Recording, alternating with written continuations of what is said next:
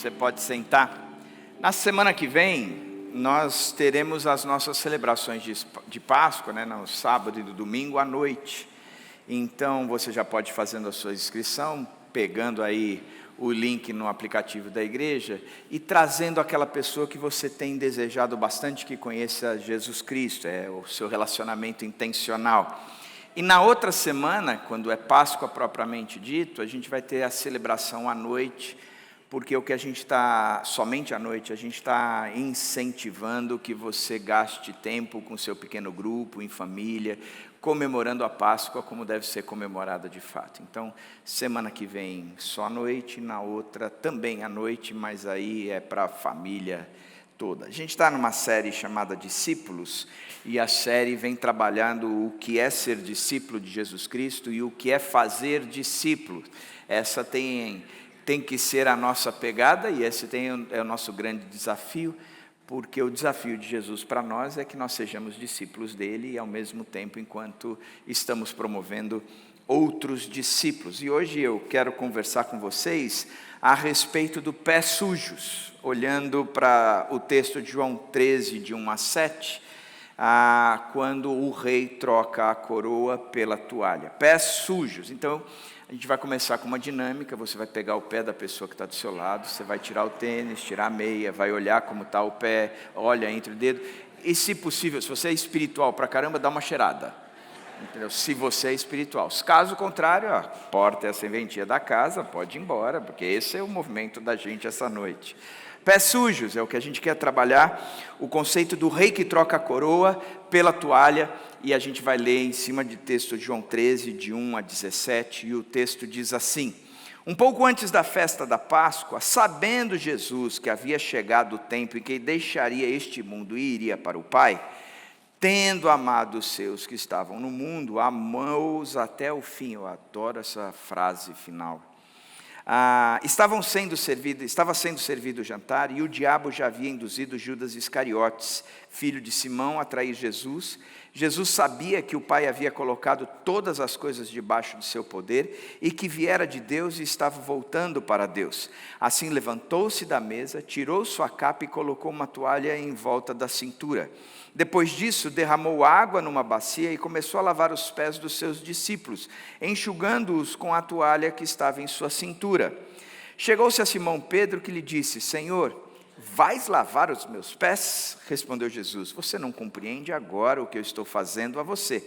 Mais tarde, porém, você entenderá. Disse Pedro: não, nunca lavarás os meus pés. Jesus respondeu: se eu não lavar os pés, se eu não os lavar, você não terá parte comigo. Então respondeu Simão Pedro: então, Senhor, não apenas os meus pés, mas também as minhas mãos e a minha cabeça. Respondeu Jesus: quem já se banhou precisa apenas lavar os pés, todo o seu corpo está limpo. Vocês estão limpos, mas nem todos, pois ele sabia quem iria traí-lo, e por isso disse que nem todos estavam limpos. Quando terminou de lavar-lhe os pés, Jesus tornou a vestir a sua capa e voltou ao seu lugar. Então lhes perguntou: vocês entendem o que eu fiz a vocês? Vocês me chamam mestre e senhor, e com razão, pois eu o sou. Pois bem, se eu, sendo senhor e mestre de vocês, lavei os pés, vocês também devem lavar os pés uns dos outros. Eu dei o exemplo para que vocês façam como lhe fiz. Digo a verdade que nenhum escravo é maior do que o seu senhor, como também nenhum mensageiro é maior do que aquele que o enviou. Agora que vocês sabem essas coisas, felizes serão se as praticarem. Você consegue visualizar a cena? Jesus já tinha programado aquele encontro. Na verdade, ele estava ansioso para aquele encontro, já tinha dado ordens para como seria aquilo, e aí ele se reúne com seus discípulos. E há naquela cultura uma prática comum. Por quê? Porque eles não sentavam à mesa como nós sentamos hoje, numa mesa alta, em cadeira. A mesa era baixa e eles se agachavam, se sentavam deitadinhos de lado, com o pé para o lado, e aí todo mundo que comia ali ao redor daquela mesa, comia com o pé do vizinho do lado. Então era comum nas casas onde se tinha recursos, ter um funcionário, um servo que ia lá simplesmente lavar os pés daqueles que tinham sido convidados para o jantar. No caso aqui da ceia de Jesus, eles não tinham esses recursos todos, também não tinham quem pudesse fazer isso. Então Jesus, sem dúvida alguma, ele pega a toalhinha, enche a bacia, e aí ele vai dar banho nos pés dos seus discípulos. Alguns aceitam, e Pedro, sempre Pedro, né? Ele diz, não, você não vai lavar meu pé, onde já se viu isso? Eu estou acanhado com essa história toda, né? E ele diz, não, se você não deixar eu lavar os seus pés, você não tem parte comigo. Ele falou, então lava tudo, né? Da cabeça aos pés. Não, você não precisa disso, porque você já está limpo. Por que Jesus está fazendo isso? Porque Jesus está ensinando o seguinte, eu não estou ensinando um ritual aqui, que vocês precisam lavar os pés um do outro, mas estou ensinando um projeto de vida, né? Um modelo de vida, porque limpos vocês já estão. O que nós precisamos fazer agora é só lavar os pés. E aí ele vem trabalhando tudo isso. Numa noite, num jantar, aonde ele sabia quem estava sentado ali com eles. Ele lavou os pés daqueles que não eram muito amigos dele, mas que não seriam fiéis a ele até o fim. O texto diz que o diabo já tinha colocado no coração de um deles, e alguns têm me perguntado se era a sogra que estava fazendo esse movimento no coração de um deles. Eu falei, não, biblicamente falando era o diabo, literalmente. Humanamente falando a gente entende de outra forma. Mas o texto, ele está apresentando um conteúdo diferente. Ele diz, olha, naquela mesa, este que disse que jamais permitiria que fosse lavado, esse mesmo, na hora que foi pressionado, ele o negou. Ele disse que não o conhecia. Tinha um que chuchou o pão no vinho com ele, saiu daquela mesa e o vendeu por 30 moedas de prata. Tinha outro que estava ali e que dizia, eu não acredito que esse tem o poder de ressurreição, eu só vou acreditar se um dia eu colocar a minha mão no buraco das chagas da mão dele e na lateral do corpo dele, caso contrário, eu não acredito. E o restante, na hora que apertou, fugiu, saiu de perto. Então, ele está praticando uma cerimônia do lavar os pés, com aqueles que ele amava, e tendo amado aqueles, os amou até o fim, mas a recíproca do amor não era tão real como era o amor dele para com aquelas pessoas. E esse então é o ambiente da leitura que a gente faz nessa noite. E eu queria olhar para esse texto e tirar 3 lições para nós. A primeira é a identidade de Jesus, o rei que serve. Sabendo Jesus que havia chegado o tempo em que deixaria este mundo e iria para o Pai, Jesus sabia que o Pai havia colocado todas as coisas debaixo do seu poder. E mais para frente, ele diz que Jesus sabia da onde ele viera e para onde ele iria. Ou seja, Jesus sabia muito bem a sua identidade. Ele sabia quem ele era, ele não tinha dúvidas alguma. Ele sabia a respeito da sua origem, da onde ele viera, ele sabia o que possuía, a autoridade, o poder que ele tinha, da mesma forma como ele sabia para onde ele iria. Ele começa o texto dizendo que Jesus sabia que o seu tempo de partida estava chegando, ou seja, Jesus sabia que o seu tempo de voltar para a casa do Pai estava chegando. E ele sabia que este não era um movimento fácil, pelo contrário, era um movimento de morte. Ele estava indo dali, Judas saiu, o vendeu por 30 moedas, o pessoal veio, o pegou e levou para a cruz. Ele sabia de tudo isso. Mas Jesus, ele tinha isso muito claro na vida dele, ele tinha consciência clara da sua identidade. Ele não estava perdido, precisando de terapia, de ajuda, de algum envolvimento onde dissesse quem eu sou, qual é a minha realidade, da onde eu vim, para onde eu vou. Ele sabia, ele tinha plena noção, capacidade absoluta de dizer, eu sei de onde eu vim, eu sei para onde eu vou, e eu sei o poder, a autoridade que eu tenho. Ele tinha a consciência da origem, da posição e do destino. E é interessante isso, por quê? Porque a identidade de uma pessoa, ela determina o modo como ela age. Por exemplo, um tímido sempre vai agir com reserva. Talvez você olhe e você fale assim, é impossível que você vai falar, André. Eu sou tímido pra caramba. Muito tímido. Quando eu estou no meu habitat aqui, eu até me solto. Mas me coloca no meio de um monte de pessoas que eu não conheço. Eu viro um bicho, um ogro, eu fico escondido. Eu não sei chegar, eu não sei conversar, eu não sei falar, eu penso um monte de coisas. Por causa da minha timidez, eu ajo dessa forma. Um confiante, ele se posiciona sempre com ousadia. O cara é confiante, ele vai para cima, fala. Um inseguro, ele sempre tenta provar algo o tempo todo. Mas quem é seguro em sua identidade, age com liberdade de ser o que ele é. Sem precisar de máscaras, sem viver na insegurança, sem viver escondido. Eu sou seguro, eu sei de onde eu vim, eu sei para onde eu vou, eu sei a autoridade que eu tenho. E Jesus sabia que era rei, ele sabia, e ele não tinha dúvidas alguma. Ele sabia que ele era o Deus encarnado, ele sabia, e mesmo assim se humilhou. E por que ele se humilha? Ele se humilha porque eles têm a liberdade de agir de acordo com aquilo que é a sua identidade. Ele não precisa provar nada a ninguém.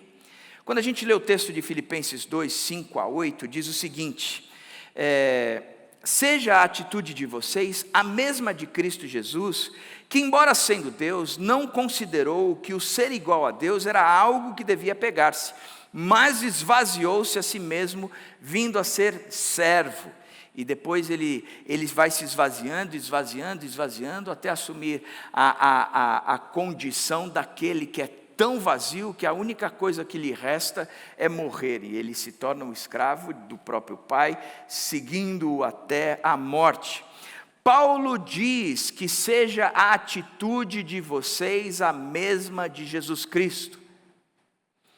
Ele não diz que seja o sentimento de vocês o mesmo que Jesus Cristo.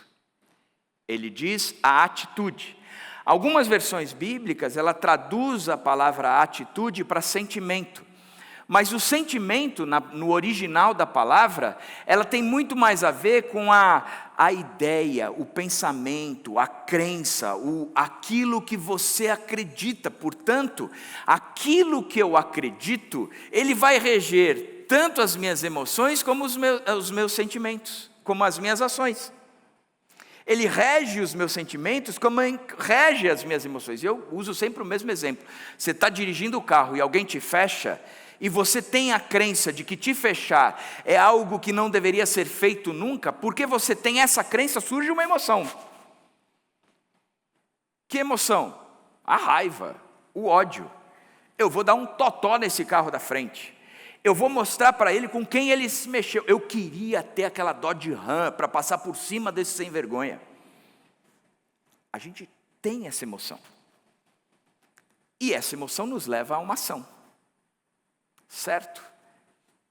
Mas se eu estou dirigindo esse mesmo carro, no mesmo horário, eu olho para o lado e o cara que está dirigindo está com a esposa está dando à luz com 34 dedos de dilatação, e o cara me fecha, qual é a emoção que vem? O ódio? Não. Eu me torno extremamente solidário ao cara. Eu vou descer do carro, vou na frente do carro, vou empurrando os carros para frente para o cara chegar no hospital. Se preciso for, entro dentro do carro e ainda puxo o moleque. Dou o tapa na bunda e entrego para a mãe. Por quê? Porque a crença, ela brotou emoções que gerou um comportamento. Então o que Jesus está dizendo é que seja a atitude, esse comportamento, a mesma que houve em Cristo Jesus. Para que essa atitude, esse comportamento exista em você, você tem que entender a sua identidade. Você tem que trazer para você quem você é. Ter certeza absoluta de quem você é. não pede de forma alguma para você ter o mesmo sentimento. A atitude, ela está mais ligada ao mesmo pensamento, modo de pensar, que resulta em emoção, que resulta em comportamento, mais do que qualquer outra coisa. Jesus sabia que era Deus, ele sabia a sua identidade, mas isso levou a uma ação. Jesus não lavou os pés para ser aceito, ele lavou os pés porque já era aceito. Ele não agiu a partir da carência, mas ele agiu a partir da plenitude. Ele não buscava a aprovação, ele operava por missão. Ele operava porque ele tinha certeza, ele entendia o que ele tinha que fazer. Quem sabe que é filho, ele não precisa disputar posição na casa. Eu sou filho, eu não preciso disputar a minha posição dentro da casa. Meu pai, ele contava sempre uma história de que quando ele teve que servir o exército e ele fez CPOR, ele dizia que ele fez tiro de guerra. Se isso existe hoje em dia ou não, meu pai fez CPOR em Recife, então ele falava do tiro de guerra, E ele tinha um companheiro que todas as vezes que o treinamento exigia muito, e aí você tinha que atravessar segurando a arma e uma série de cavar coisas, e o cara fazia um corpo mole do caramba.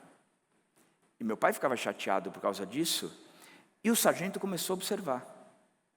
E o sargento começou a cobrar do cara, e o cara continuava com o mesmo corpo mole. Até que um dia o sargento virou e falou assim: ô fulano, você não está percebendo uma coisa? Você não tem medo do que pode te acontecer? Porque eu estou mandando você fazer e você não faz. Você não tem medo? Ele falou assim: não, senhor. Aí o cara falou assim: por que você não tem medo? Ele falou: painho é coronel. Ou seja, eu sei a minha identidade. Eu sou filho do coronel. O senhor é só sargento. Então a questão da identidade, ela é importante. Porque ela vai mudar a nossa forma de agir. Vai nos moldar, trazendo a maneira como as minhas emoções empurram as minhas ações. E é tão interessante que Jesus sabia quem ele era. Ele sabia quem ele era, ele não tinha dúvida. O texto de João 13 diz que ele sabia de onde ele veio, ele sabia para onde ele ia, ele sabia o poder que tinha, e ele sabia o momento que estava vivendo, estava próximo do momento da morte dele, ele sabia. E o que é que ele fez? Chorou? Ficou no mimimi do caramba? Ficou sofrendo por causa disso? A identidade dele era imexível, né? Já que eu sei quem eu sou o Cristo, eu sou o Filho de Deus, eu sou o Deus encarnado, eu sou Rei, eu sou Jesus, cabe a mim agir da maneira que eu tenho liberdade de agir.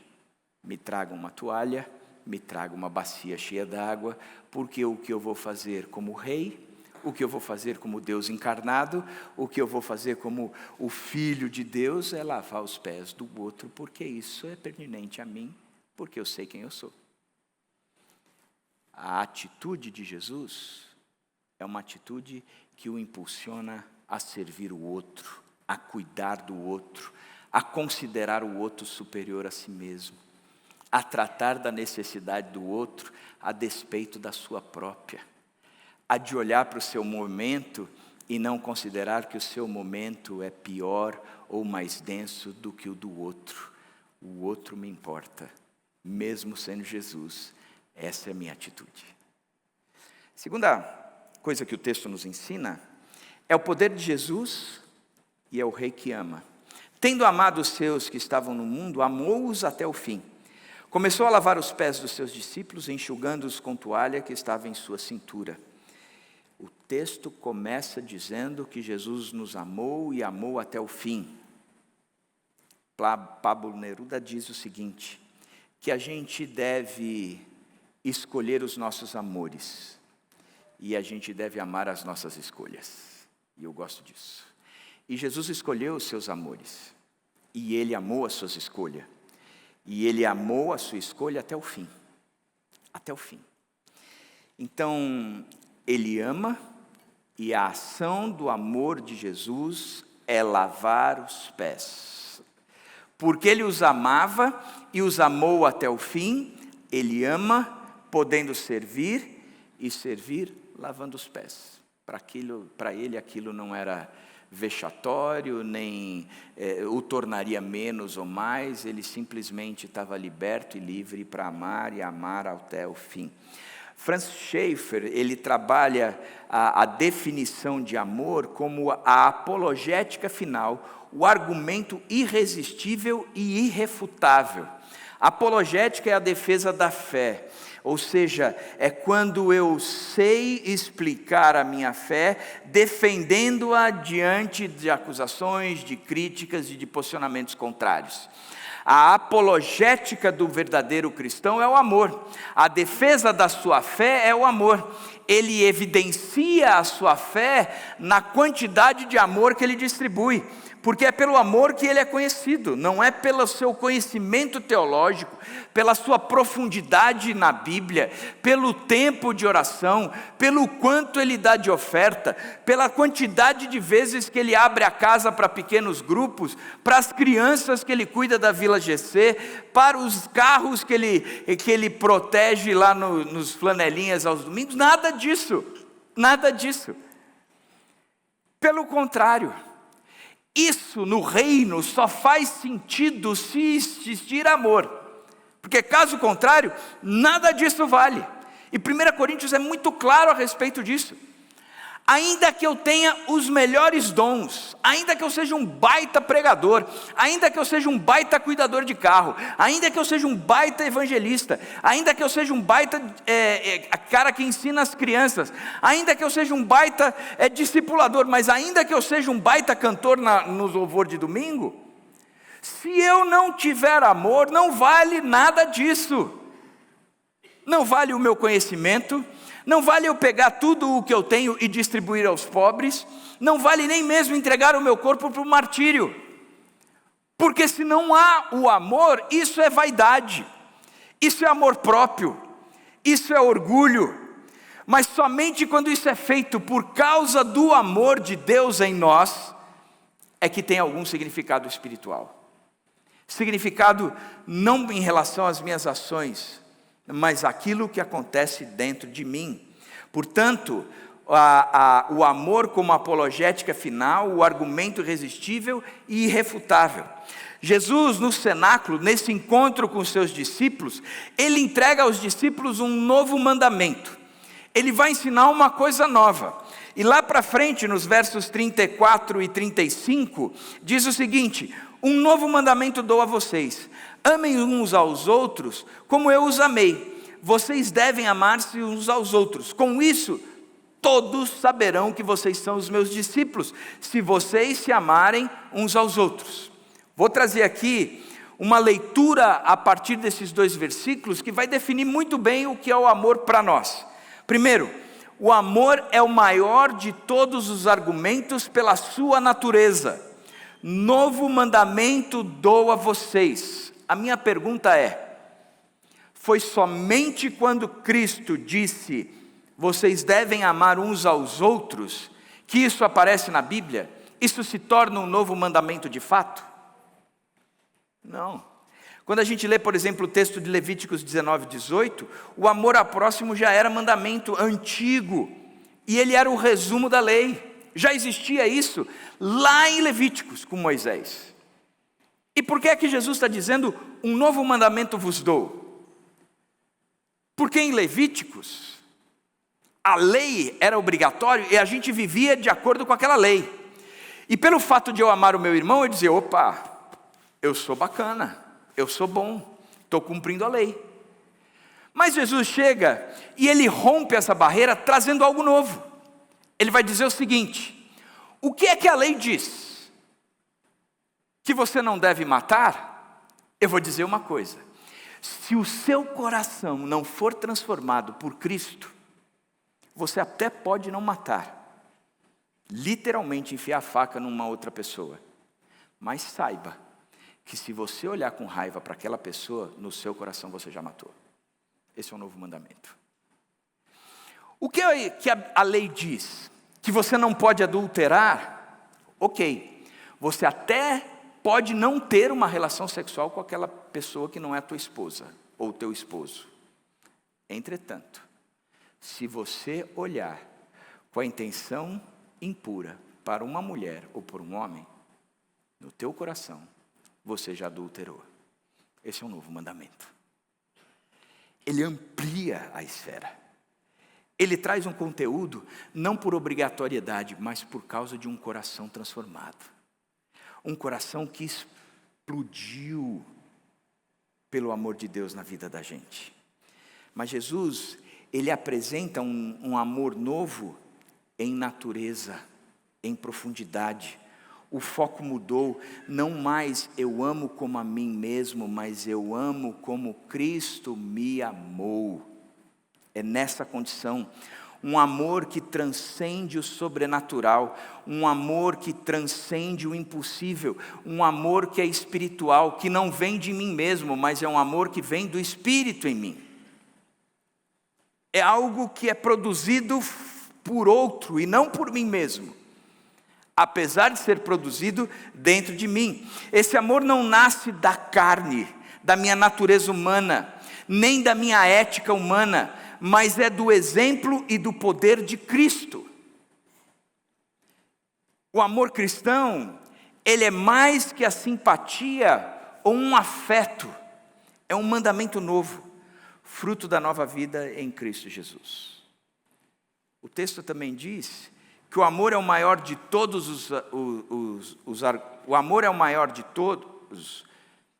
O amor é o maior de todos os argumentos pelo seu exemplo, pela sua natureza e pelo seu exemplo. Como eu os amei, diz o texto. Jesus redefine o padrão do amor. Ele nos amou mais do que a si mesmo. Ele nos amou deixando a glória e vindo habitar entre nós.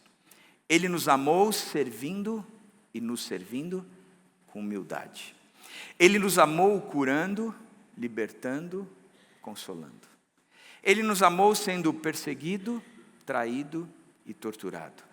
Ele nos amou por nós, levando a nossa cruz, o nosso pecado, a nossa maldição. O exemplo de Jesus Cristo tem que trazer para nós a motivação de amar. Vou ilustrar. João 3,16. Quantos conhecem esse versículo? Levanta a mão de cabeça. Um grupo grande. Porque Deus...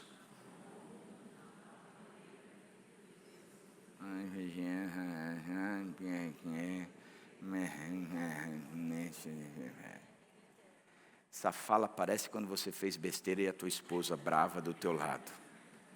Por que você fez isso? Ela pergunta o quê? Você vai... Aí a casa cai. Aí a casa cai. Porque Deus amou o mundo de tal maneira que deu seu Filho unigênito para que todo aquele que nele crê não pereça, mas tenha vida eterna. Ele fala do amor de Deus por nós e de um amor que foi movido, que trouxe ação, que gerou movimento. Verdade? A gente conhece esse texto. A gente vê cartaz sendo levantado nos campos de futebol. A gente passa na rua, tem plaquinha, João 3,16 e não sei o quê. Agora, põe o 1 na frente do João 3,16. 1 João 3,16. Quem conhece? Só o Renan. Ele conhece, mas não vive.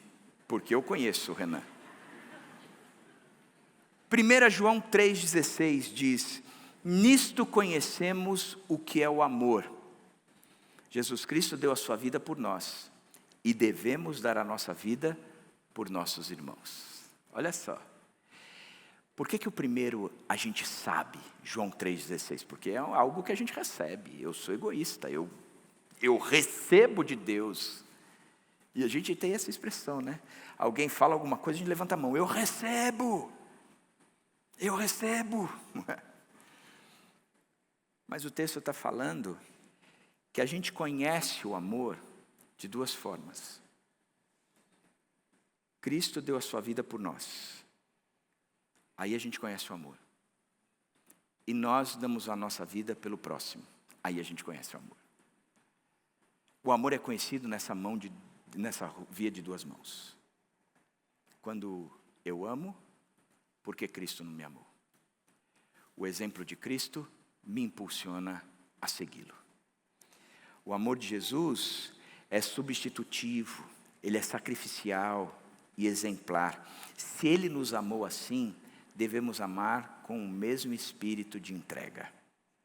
Terceira coisa que esses 2 versículos nos ensinam é que o amor é o maior de todos os argumentos pelos seus resultados, pelo seu resultado. O amor é o maior de todos os argumentos pelo seu resultado. Com isso, todos saberão que vocês são meus discípulos se vocês se amarem uns aos outros. O amor vivido entre irmãos, ele é um testemunho poderoso. Ele impacta mais do que palavra, do que sermão, do que dons, do que qualquer movimento que a gente faça. É quando o pessoal vê que entre nós há amor, que a gente cuida um do outro, que a gente suporta um ao outro, que a gente zela um pelo outro, que a gente promove o outro, que a gente está sempre cuidando e cuidando do outro a despeito de nós mesmos.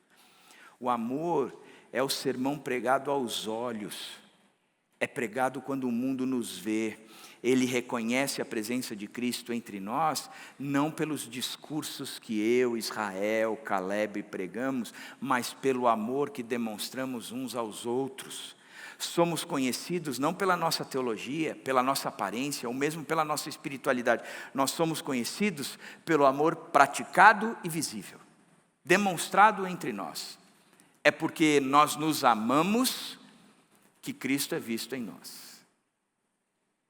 O amor é a marca do discípulo. O amor é a marca do discipulado.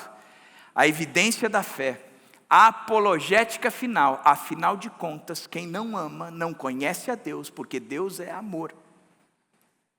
Não há conhecimento de Deus sem a expressão natural de amor. Porque quem não ama não conhece a Deus, porque Deus ele é amor. O amor é a prova dos 9 do discipulado. Aqueles que amam, nasceram de Deus. Os que não amam, não são de Deus. Aqueles que amam, andam na luz e iluminam o mundo. O amor é a prova visível da conversão. Que o nosso amor seja a mais eloquente pregação aos olhos do mundo. Amém por isso. Lembro sempre de um pastor que foi atender um casal, e o casal, a mulher dizia, o cara dizia o seguinte: eu não amo mais a minha mulher. E aí, o trabalho bíblico é tentar definir o que é o amor e quem é o nosso próximo, concorda? Então, quando a gente pensa, quem é o nosso próximo? Quando a gente lê os 10 mandamentos, a gente tem que amar os 3 primeiros e deixar muito claro que a gente tem que amar Deus sobre todas as coisas, não criar nenhum outros ídolos, e que aquilo que a gente fala é aquilo que a gente vive, e a gente descansa na sabedoria. No 4º mandamento, a gente descansa na sabedoria de que Deus é tudo isso, então a gente pode até descansar. Mas ele vai dizer que a gente deve amar os mais próximos. Quem não honra seu pai e sua mãe, quebra o 5º mandamento. Por quê? Porque se Deus é meu Deus, a expressão do amor é nata. Então, o próximo, mais próximo, eu amo. Como ele vai evidenciar que depois os próximos, que não são tão próximos, eles também devem ser amados.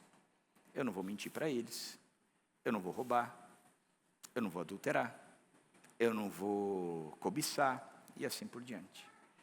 Então, o conceito é: eu tenho aqueles mais próximos que eu devo amar.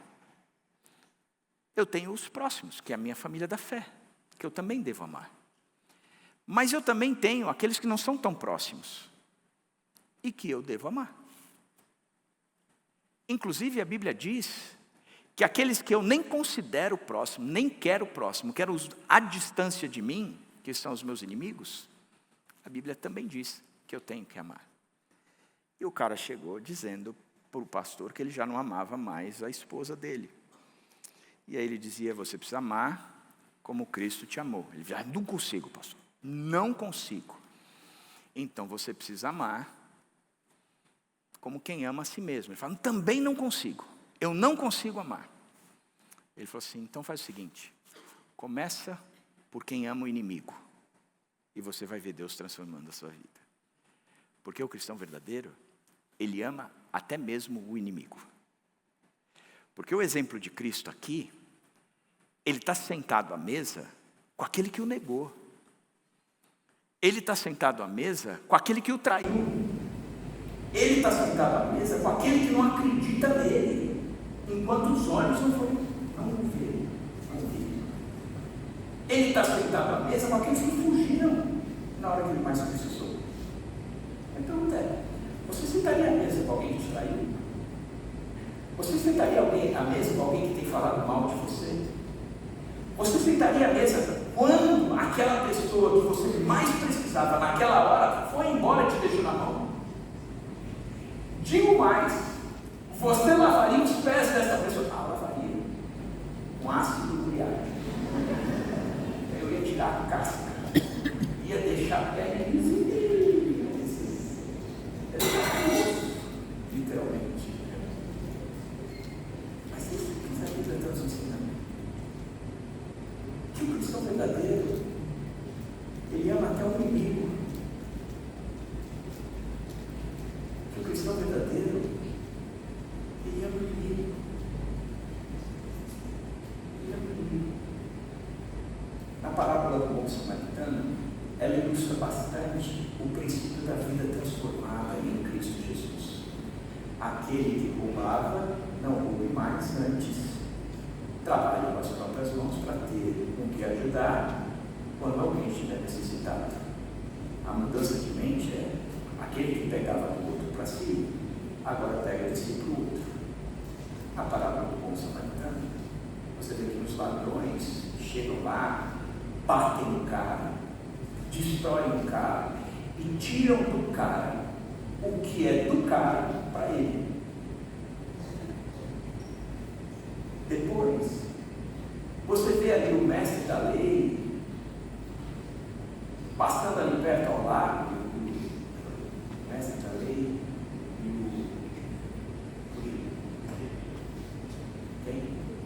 o levita passavam lá. Por quê? Na fala deles o que é meu, o que é seu é seu. Na fala do ladrão, o que é seu é meu. Mas na visão do samaritano, o que é meu é seu. Mesmo você sendo um judeu e um samaritano, inimigos por natureza. Por quê? Porque a essência é transformada. O padrão de Cristo é espelhado. A terceira e última característica é o obediência de Jesus. Façam vocês o mesmo. Se eu, sendo Senhor e Mestre de vocês, lavei os seus pés, vocês também devem lavar os pés uns dos outros. E eu dei o exemplo para que vocês façam como eu fiz. O que está nos ensinando esse texto, Jesus não está nos ensinando aqui um ritual, que a gente precisa lavar os pés uns dos outros. Então, quando eu fui jantar na sua casa, você vai lavar os meus pés. Apesar de eu participar de um dos casamentos mais bonitos que eu vi na vida, de um casal bem jovem, na hora dos votos, ele promete para ela o que diante de Deus ele vai fazer por ela, e antes mesmo de colocar a aliança no dedo dela, ele lava os pés dela, e aí ele coloca a aliança. Ela promete para ele, diante de Deus e das pessoas, aquilo que ela vai se esforçar por fazer. E antes de colocar a aliança no dedo do marido, ela vai e lava os pés. Eu estou aqui para te servir, porque eu te amo. Se os casamentos partissem desse princípio, eu teria tanto menos arrependimentos na canção. Se os casamentos entendessem isso. Servir é discipulado real. Servir é cristianismo cotidiano. Servir é a espiritualidade